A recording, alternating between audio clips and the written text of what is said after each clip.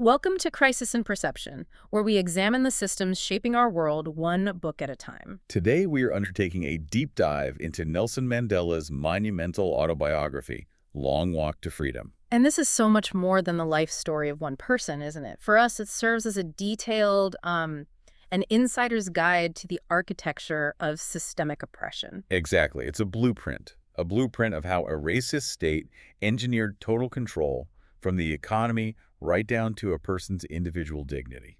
That structural analysis is precisely our mission today. The core question we're using this text to explore is critical and, well, chillingly relevant. How does a state build a system of structural oppression, in this case apartheid, that is so rigid, so legally and economically enforced, that resistance itself is immediately and perpetually defined as a crime? And then the other side of that coin. How do those trapped within that perfectly engineered system develop the collective resilience, Yeah. the strategic adaptations they need to dismantle that reality? Right. It's a study in systemic control and the counter systems of resistance that have to emerge to fight back. And this matters now because understanding the mechanisms of apartheid, a system designed explicitly to manage power, labor, and perception based purely on race, it offers profound insight into how institutionalized bias operates globally. Absolutely. We need to look past the specific history of South Africa and see the underlying patterns of control, patterns that persist long after specific discriminatory laws have been abolished elsewhere. So, just to be clear for everyone listening, we're not here to offer political judgment on individuals. No, not at all. We are here to trace the mechanical levers that the state pulled. We're focusing on the legal and economic structures that didn't just suggest behavior, but literally compelled it. They shaped outcomes for millions of people. hmm And we'll be tracing Mandela's evolution from really a beneficiary of one traditional system to a revolutionary fighting a modern racist one. We need to see analytically how the machine of oppression was built, how it functioned, and why it ultimately failed. Okay, so let's unpack this with some necessary context on the author and the book itself, because Mandela's starting point dictated so much of his eventual struggle. It really did. Nelson Mandela wasn't born destined to be a lawyer or a global icon. He was born into the Thembu royal household, a descendant of the Exeba house. And that distinction, Exeba, is highly relevant. It's not just a detail.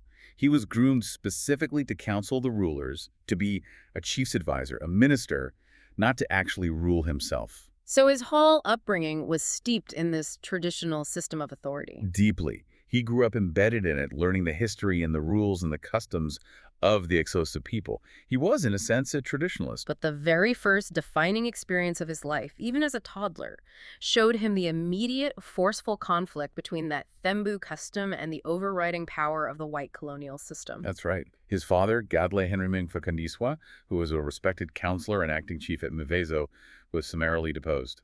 Just gone. And why? What was the infraction? He defied a white magistrate's summons. And you have to understand, this wasn't just him being rude or stubborn. It was a principled, traditional assertion of his own authority. He was drawing a line in the sand. He was. When the magistrate demanded he appear, his father sent back this legendary defiant reply in Ekosos, Andizi, Indisakwa. Which means? Roughly, I will not come. I am still girding for battle. He was essentially saying, you have no legitimate power over me in these traditional matters. He was questioning the entire systemic override of white authority. And how did that system respond to being questioned? Instantly and brutally. There was no inquiry, no debate, no hearing, just immediate deposition. He was stripped of his chieftainship and all the income that came with it. And that had a direct impact on Mandela's childhood. A profound one. This sudden loss of status and means forced Mandela's mother to move the family to the desperately poor rural village of Kwanu. So, from the very beginning, the colonial system demonstrated its absolute power. It showed that traditional authority, no matter how respected, just went. It crumbled instantly when it conflicted with white law. And then his education started to dramatically expand his world beyond that provincial perspective. Right. He attended mission schools like Clarkbury, and then he went to Fort Hare, which was the intellectual hub, really the Oxford and Cambridge, for Black Africans and future leaders all across Southern Africa. And Clarkbury in particular seems to have been a key turning point for his identity. It was a huge step in his evolution. He realized there that his distinguished Thembu lineage, his aristocratic bearing, It meant absolutely nothing to his boarding master or to his peers who came from other groups. So a classic meritocracy lesson. Exactly. He was compelled to recognize that his success would depend on his ability, on his merit, not on his heritage. And this is, I think, the first major step in him shedding that sort of ex-hosa first traditionalism he admitted he started with. And that personal shift paved the way for the critical political shift later on. Absolutely. He started as an ex-hosa first traditionalist, genuinely believing that to be Thembu was the most important identity, Mhm. but to be politically effective, he had to recognize himself as an African first.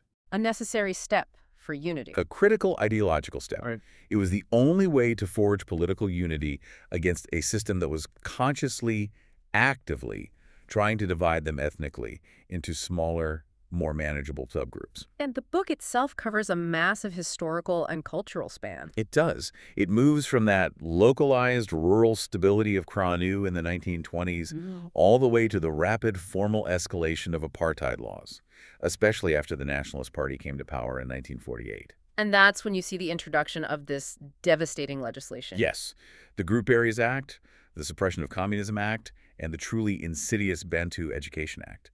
All of them designed specifically to manage power, labor, and crucially, perception. And that evolution in state control is mirrored exactly by the evolution of African politics. Perfectly. Mandela details this shift away from the older generation's non-militant approach, what he called the Dr. Zuma era. Which relied on what? Polite letters? Light formal delegations, Dink. deputations, meticulously written letters of protest to the white government, which were, of course, systematically ignored. And that polite approach was replaced by the radical demands for immediate action from the ANC Youth League, which Mandela helped found. Right. They demanded mass action, non-cooperation, the defiance campaign, and then eventually the strategic necessity of armed resistance through Umkhonto Wizwe, or MK. They realized the state was simply not listening to polite letters. So when you look at the entirety of this context, the central thesis of Long Walk to Freedom really emerges. It's not just a story, it's a political manifesto. It is. And it states simply that freedom is indivisible. And that the path to achieving that freedom transforms individuals in fundamental ways. Yes. It compelled a highly successful, law-abiding attorney like Mandela, a man who deeply valued the rule of law, to become an outlaw.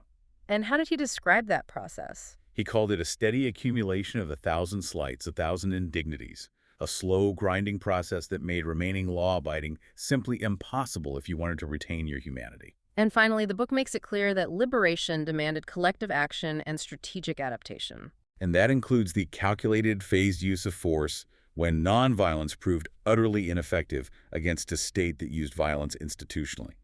And a collective resilience. A collective resilience to preserve human dignity against a system designed entirely for systematic dehumanization. That's the stage. Now we can really dig into the mechanics of this oppression. Okay, let's move into the core ideas. Let's look at the actual mechanisms the state employed, and you argue we should start with the economy. We have to. Because the foundation of apartheid was not primarily ideology, I don't think. It was pure structural profit. So this is our first major insight. The design of economic exploitation was achieved via the systemic disruption of traditional African life. Exactly. The profitability of the entire engine of South Africa, the gold mining complex on the Witwatersrand, depended almost entirely on one thing. And that was air? Cheap labor in the form of thousands of Africans working long hours for little pay with no rights. It's a direct quote, and it's the core of the entire economic system. So, to guarantee this endless supply of cheap labor, the government had to structurally enforce a system of forced migrant labor. Yes, and you have to ask why. Why not just have workers live near the mines? Because they couldn't have large, stable African communities near the mines. Why not? Because stable communities develop resources, they develop political organization. And eventually, they demand higher wages and better rights.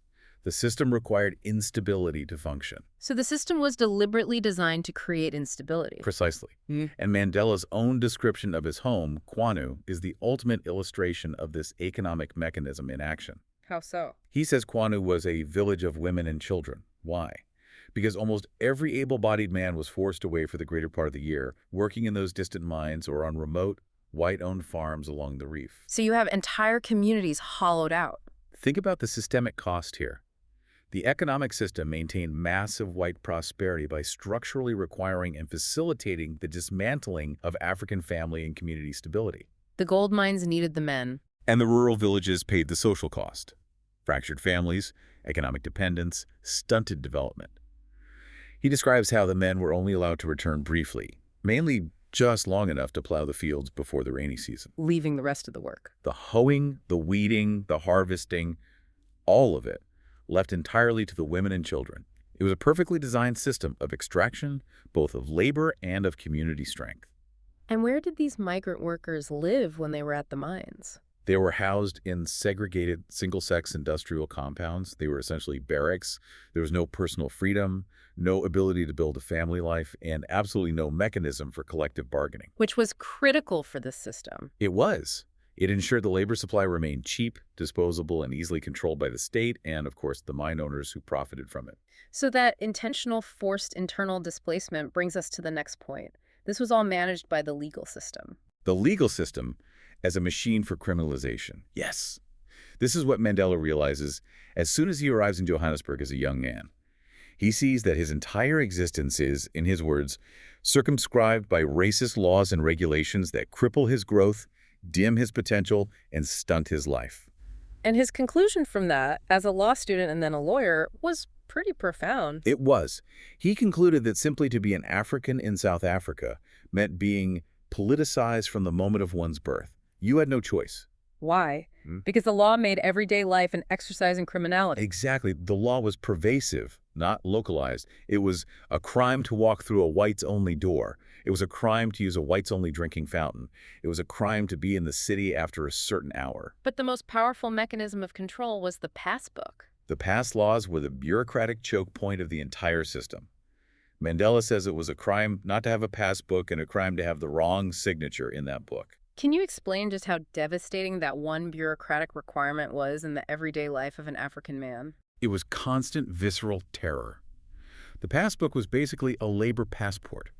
It determined where you could live, where you could work, and for whom you could work. And it had to be signed by your employer. Which is the key. That meant if you quit your job or were fired, you immediately became an illegal resident in the urban area, and you were subject to immediate arrest and deportation. So it completely suppressed labor mobility and protest. It ensured absolute loyalty to employers, even the most abusive ones, and the penalties were designed to perpetuate this system. How so? Being arrested for a pass law violation wasn't a long prison sentence, was it? No, it was usually a minor fine. But here's the trap. For a man earning almost nothing in the compounds, that fine was impossible to pay. And what happened then? Then you had a debt to the state, and the system created this mass population perpetually living in a state of outlawry by government decree. The fine meant debt, and that debt meant you were compelled to return to the labor system, often working for the state or for white farmers just to pay it off. It's essentially institutionalized forced labor. It is. The sheer volume of these petty restrictions meant the police state had total control and could arrest anyone for anything at any time. It created a mass underclass that was constantly justifiably fearful of a justice system designed solely to oppress them. This systematic criminalization then leads directly to our third major insight. The system of resistance had to evolve strategically to even have a chance. It had to. The formation of the ANC Youth League, which Mandela helped lead, marked the definitive rejection of that older system of polite, ineffective pleading with the establishment. They weren't writing letters anymore. No, they were demanding mass action, non-cooperation, visible defiance. And the key realization here was strategic. Meaning? For Mandela, who studied Gandhi extensively, nonviolence was not an inviolable principle. He was very clear about this. He saw it as a strategic tactic. A tool to be used. A tool to be used for as long as it was effective, meaning for as long as it compelled the state to negotiate or change its policies. But of course it stopped being effective. It stopped being effective very quickly. When the ANC, through campaigns like the Defiance Campaign in the early 50s, where activists would deliberately break unjust laws like curfews or entering white-only facilities, when they demanded the repeal of these laws, they were met with absolute, uncompromising dismissals. Prime Minister Milan just refused to even engage. So the state meant nonviolent mass action, not just with arrests, but with institutional violence and new, even harsher laws. Things like the Public Safety Act, which allowed for the declaration of states of emergency, and the Criminal Law Amendment Act, which imposed heavier penalties for nonviolent resistance. So it was a feedback loop. The more they protested nonviolently, the more tools the state created to crush nonviolent protest. Exactly. It demonstrated that nonviolence had lost its strategic utility, and that failure point was brutally, horribly crystallized in 1960 at Sharpeville. A nonviolent protest against the past laws. And the police opened fire, killing 69 people, most of them shot in the back as they tried to flee. And the government's response to that massacre was not reform. The response was immediate and overwhelming repression. They declared a state of emergency, they banned the ANC and the PACER. They detained thousands of people without trial. This was the definitive signal that the system would meet any peaceful dissent with lethal violence. So the strategic calculus changed overnight. It had to. The ANC leadership concluded that maintaining moral purity through nonviolence was tactically suicidal, and that led directly to the formation of Umkhonto we Sizwe MK, the Spear of the Nation. But their initial choice of action was very calculated. It wasn't terrorism. No, it was sabotage. And this was a measured and deliberate use of force. It was initially targeted only against symbols of oppression and infrastructure, power plants, post offices, transportation links, specifically to avoid the indiscriminate killing of human beings. So it was a systemic necessity. It was forced by the regime's brutality, not a moral lapse. They reasoned that if the state uses violence to enforce its will, the resistance must respond with violence to undermine the state's infrastructure and demonstrate its own resolve. There was no other path left open. Moving on, we come to a really fascinating insight. Education as a field of systemic conflict. Mandela calls it intellectual bus gap. Yes, and the state understood this perfectly. To maintain a system of inferiority, you have to control what the majority population learns, and more importantly, how they perceive themselves. And the Bantu Education Act of 1953 was the legal mechanism for this. It was. Boskap translates literally as mastery or bossship, and in this context, it meant intellectual control and the institutionalization of inferiority. So what did the act do specifically? It transferred control of African education from church bodies, which often provided a relatively liberal instruction, directly under the hated Native Affairs Department, which was headed by the chief architect of apartheid, H.F. Verwoerd. And Verwoerd was very open about his goal for African education, wasn't he? It wasn't just about poor funding. No, it was about limiting ambition. He famously stated, what was the point of educating African children for green pastures that were not open to them?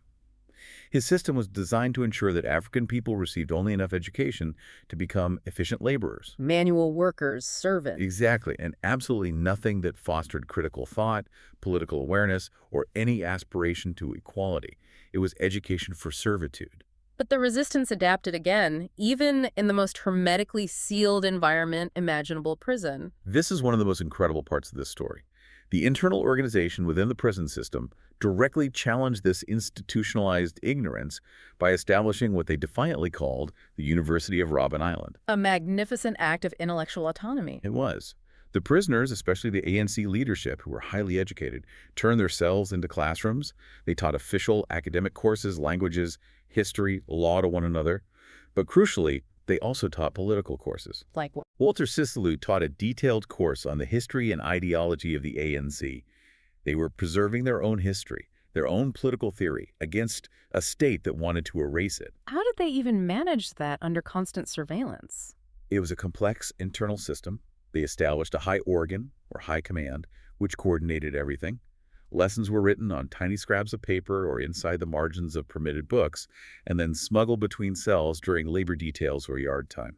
So it was an active intellectual rebellion. It was done explicitly to maintain intellectual autonomy and ensure the younger generation of prisoners understood the long history and the political vision of the struggle. They were actively combating the state's effort to erase their history and their capacity for critical thought. Which leads us to our final core idea, the system of imprisonment as systemic dehumanization. Robben Island was more than just a jail. It was designed to be a purely authoritarian state. Its entire purpose was to rob prisoners of their identity, their individuality, and most importantly, their collective dignity. And the dehumanization was meticulous. It was systemic. Entirely rooted in racial classification. African prisoners were subjected to the absolute harshest treatment, the most meager diet, segregated and inferior facilities, and the mandatory abusive use of the term boss by the warders when addressing them. Constantly reminding them of their presumed inferiority. Every single interaction was designed to reinforce the hierarchy. But the prisoners' response wasn't individual capitulation. It was collective organization. The high organ again? Yes. It coordinated collective struggles for what seemed like minor things on the surface, but were actually deeply political acts. Like what? What kind of things were they fighting for? Fighting for sunglasses to protect their eyes from the blinding glare in the limestone quarry. Fighting for the right to wear long trousers instead of the dehumanizing short pants that were meant for boys. Struggling to get equalized food portions between racial groups. So these weren't just about comfort. Yes. Not at all.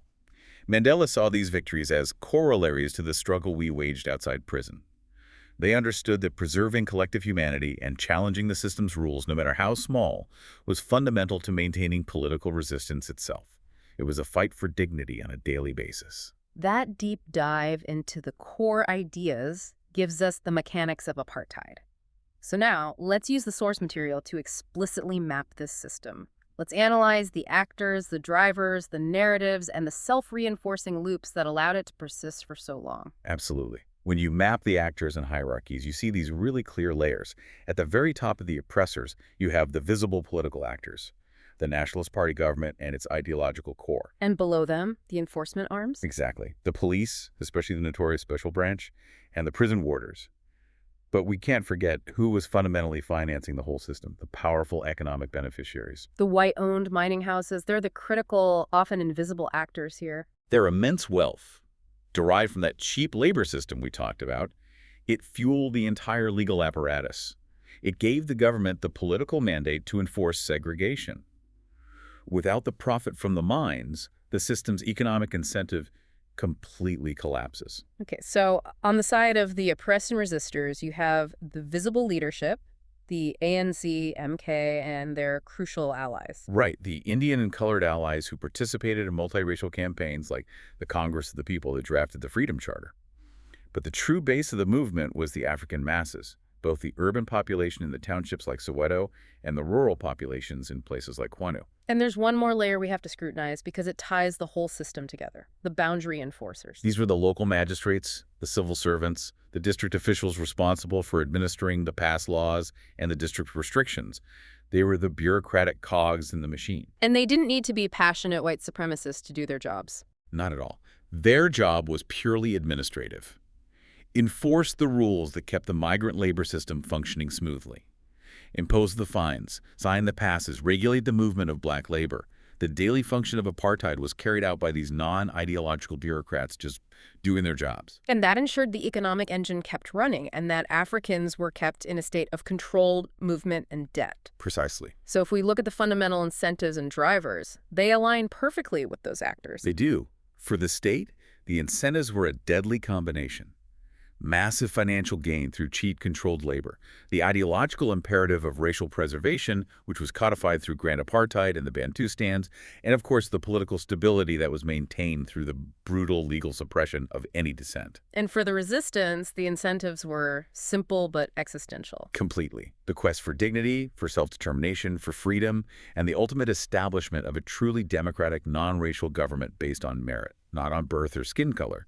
It was a fight for recognition as full human beings. Let's talk about the core narratives, because these were essential for shaping behavior and justifying violence on both sides. The state's narrative was simple, and it was constantly repeated. White supremacy is necessary and natural. Any opposition is therefore treason, or worse, a foreign-backed communist plot. And that narrative served a very crucial function. It legitimized everything. It legitimized police brutality, state violence, the wholesale removal of rights. All of it was framed as simply maintaining law and order against internal traitors or external agitators. If you can label the ANC as communist, then you can ignore their legitimate racial grievances and frame it as a national security issue. And the resistance narrative, conversely, was expansive and inclusive. It was centered on the foundational document of the struggle, the Freedom Charter, which famously stated, "South Africa belongs to all who live in it, black and white." The struggle had to be African-led, yes, but multiracial where appropriate. And crucially, they pushed a counter-narrative of suffering. Yes. Imprisonment was not a disgrace or a source of shame, but a badge of honor, a sign of your commitment to the cause. And that narrative shift fundamentally disarmed the state's correctional system. It turned their punishment into a symbol of pride. So systems persist because of feedback loops. We see two dominant loops that allowed apartheid to maintain its rigidity and inertia for so long. The first one is what we can call a control loop. The state passes a repressive law, say, banning certain organizations or implementing the 90-day detention law. This leads to African resistance mobilizing in response, like with the Defiance Campaign, And the state then responds with greater violence and new, more pervasive laws. It reinforces the system of control through more legalism. Every attempt at nonviolent legal change simply gave the state new justification and new tools for legal oppression. The very act of asking for change resulted in a harder, more oppressive system. the second loop is the violent response loop. Right. Nonviolent mass action fails because the state applies institutionalized, lethal violence against it, Sharpeville being the clearest example. The resistance then strategically concludes that nonviolence is impractical and shifts to calculated sabotage or armed struggle with MK. And, of course, the state immediately uses that calculated violence to justify its own narrative. They pounce on it. They use it to justify their narrative of treason and to enact further repression, claiming they were simply defending civilization against terrorists. This cycle shows how the system ensures its own inertia. It leverages both blatant, immediate violence and the slow, grinding power of bureaucratic infrastructure. And it persisted because the economic and political incentives for the white minority were just so deeply entrenched in the legal framework. Moving from the past to the present, let's consider what the architecture of the system teaches us about contemporary society. The structures Mandela describes give us a precise lens to view modern systems of exclusion, even when the underlying ideology is no longer explicitly racial. A really powerful lesson is the persistence of narrative control. The apartheid government relentlessly, for decades, tried to brand the ANC as communist-controlled, despite their primary, obvious goal being African nationalism and self-determination. And they use this label to isolate the movement. Isolated internationally, and most importantly, to avoid addressing the legitimate, deep-seated structural and racial grievances at home. It was a deflection tactic. That is a pattern we absolutely must learn to recognize today. We need to analyze how modern political systems use specific, loaded labels, be it foreign influence, extremism, radicalism, whatever the smear is, to shift public discourse away from legitimate structural complaints. Exactly. If a population is complaining about systemic economic inequality or institutional bias, the power structure can effectively neutralize those complaints by framing the complainants as radical, as security risks, or as ideologically compromised. It's a mechanism to shift the argument. It shifts the argument from a structural problem that demands reform and resource allocation to a security or ideological problem that demands suppression and policing. It's deflection by defining the source of the complaint as illegitimate. We also see the functional legacy of apartheid in what we can identify as systems of internal displacement. Yeah. The forced migrant labor system and the pass laws, they created and enforced massive segregated townships like Soweto. At the same time, they were draining rural villages like Kwanu of their entire working-age population. This was residential and spatial segregation designed solely to manage labor flows for the white economy. So when we look at contemporary governance, we need to examine how seemingly neutral bureaucratic processes can achieve very similar outcomes. Exactly. Do modern housing policies, zoning regulations, or municipal planning, for instance, indirectly create economic ghettos by concentrating poverty and limiting access to opportunity? You can see it in transit systems. Do they enforce spatial inequality by making it impossibly difficult or expensive for low-income workers to commute to high-opportunity areas? Or you can think about the historical use of slum clearance as a justification to remove the thriving mixed-race community of Sophiatown. The language was neutral, slum clearance, but the result was the forced removal of non-white residents to segregated, planned townships far from the city center. This shows us that power can become hidden inside these seemingly neutral bureaucratic processes. The mechanism is no longer the pass law, but maybe it's convoluted zoning ordinances or inaccessible mortgage structures.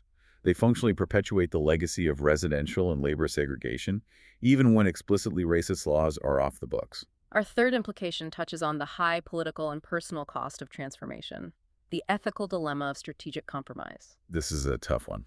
Mandela, the ultimate symbol of resistance, the man labeled a terrorist by the state, made the decision in the late 1980s to pursue secret talks with government figures like Kobe Coetzee and later F.W. de Klerk from prison. And not only did he talk to his jailers, he made immense strategic concessions. He did, including publicly accepting the need to reassure the white minority by repeatedly stating, "We do not want to drive you into the sea." He had to compromise on rhetoric and on timing in order to achieve a transfer of power that avoided total bloodshed. So this was a necessity, not a desire. It was an agonizing strategic compromise.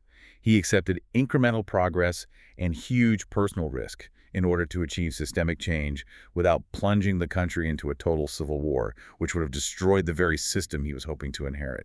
And this raises a powerful question for our own lives, doesn't it? Whether we're involved in major political movements or just smaller organizational change. It does. Does the pursuit of profound moral or political objectives require us to engage with, and sometimes compromise with, systems or actors we fundamentally despise? Do you engage in the dialogue with the power structure to gain long-term leverage? Or do you maintain moral purity at the cost of political paralysis and continued suffering? Mandela chose strategic engagement, and the book shows the immense risk he undertook to do so. Let's broaden our perspective one last time and situate Mandela's experience within some larger universal themes of social transformation. This book is just a masterclass in systems thinking and human resilience.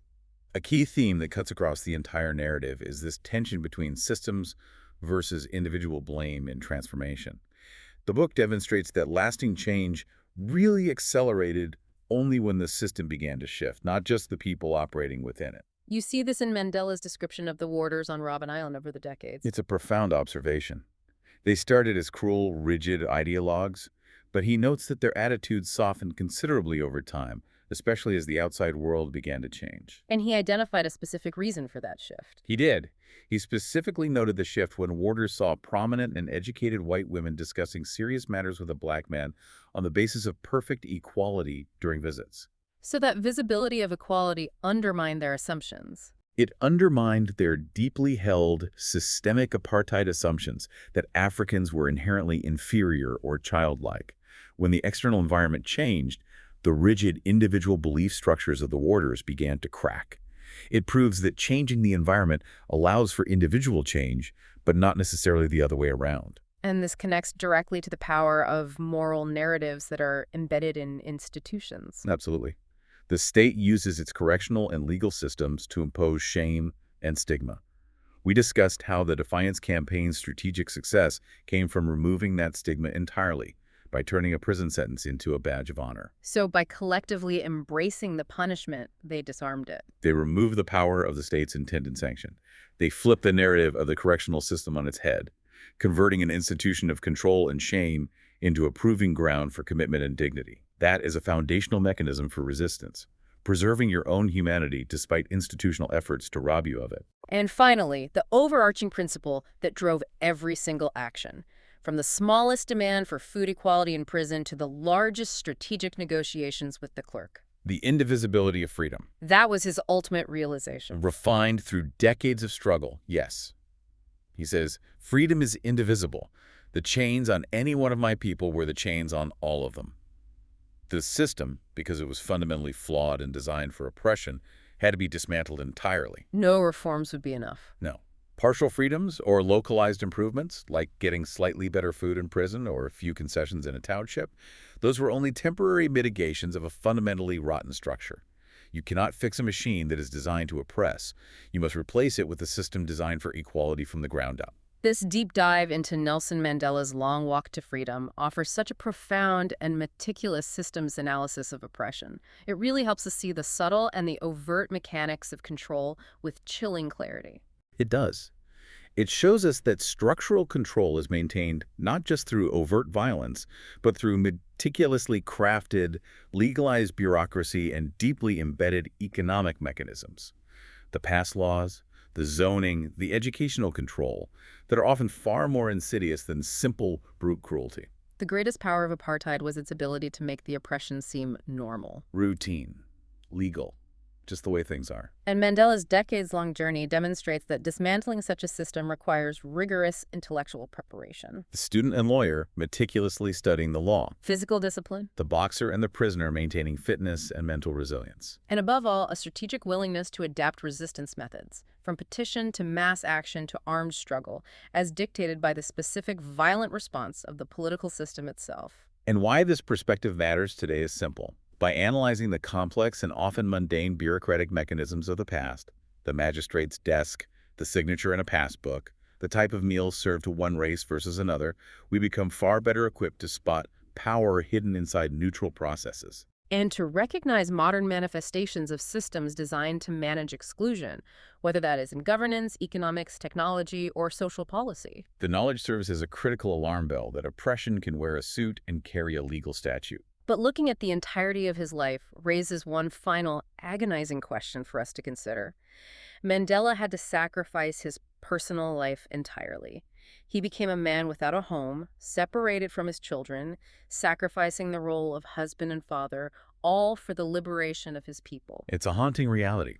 So, given the structural demands of profound revolutionary systemic change and the dedication required to dismantle these powerful mechanisms, are those who dedicate themselves to fighting harmful systems today, always destined to make similar, agonizing personal sacrifices. Or can a free and engaged society structure itself to sustain its fighters without demanding such a high personal cost? It's a reflection on the impossible choice between private life and public destiny that system disruption so often forces upon its leaders. That is a question we must all carry forward. Our source material for this analysis was Nelson Mandela's essential autobiography, Long Walk to Freedom. We encourage you to read the book yourself, support the author if you find the ideas valuable, or check your local library for free access. For a shorter visual overview of this topic, see the mini explainer linked in the description. If you enjoy this kind of systems-level analysis, please like, subscribe, and comment with books or topics you'd like us to explore next.